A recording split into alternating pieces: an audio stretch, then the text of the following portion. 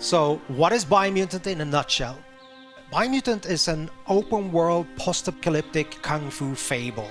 Basically, in terms of structure, it's like Zelda Breath of the Wild, I guess. But the feedback that we've been getting over the years, it's that it's kind of a strange, weird, good mix between Ratchet and Clank, Devil May Cry, Batman Arkham, yeah, and a couple of other influences. So it's truly an open-world game, 8x8 kilometers, filled with a lot of weird events and fun things to find.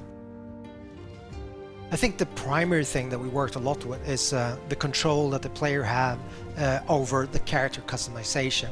We have the possibility for the player, to set the attributes, and in Biomutant, that's tightly connected or integrated with the way that the character looks.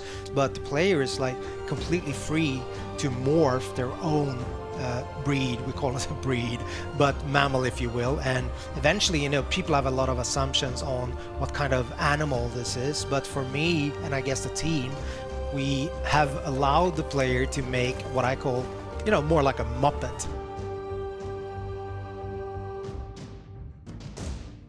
And with character customization, it goes all the way down to crafting bits onto your clothes or hats or pants or whatnot.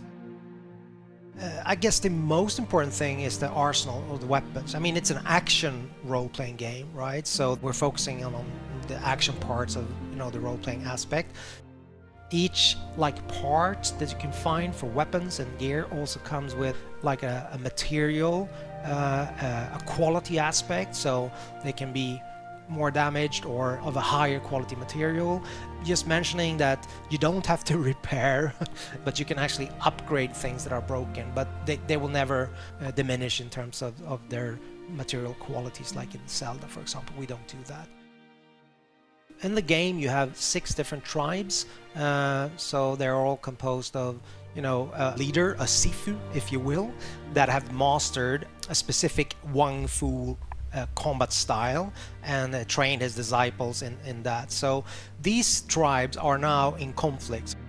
Basically, there are 3 tribes that have what we call a light aura.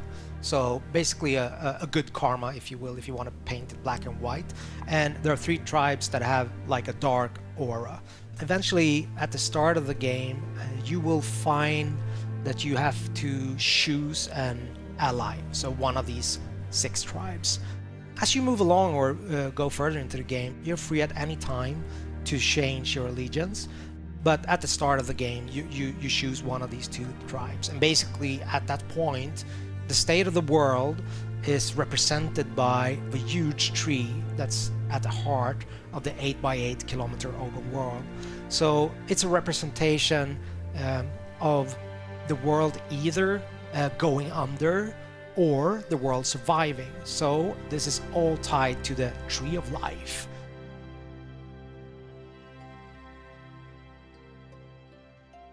A light or a tribe, they want to save the world, so make sure that the tree survives, and also then uniting the other tribes, whilst allying with dark or a tribe would mean the opposite. They believe that the only way that you can move forward is to make sure there's kind of a cleansing, I guess. So making sure that everything that's bad in the world kind of goes under, so you have a rebirth and start anew, if that makes sense. So you're very free to make this choice, but also bear in mind that that will affect the ending of the game. Obviously, game being called Biomutant has to have some form of mutations slash abilities, right? There's quite a wide range of them. Primarily, we have the biomutations, so those are kind of more physical abilities, if you will. For example, you can spawn a mushroom in front of you. That has multiple uses, if I just use that one as an example, in terms of creative freedom for you as a player.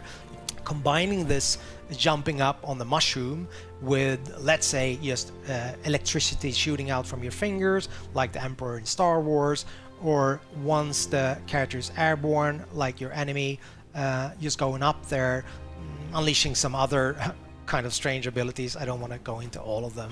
But the other aspect is the psi mutations. So those are more like your, you know, X-Men style abilities, if you will.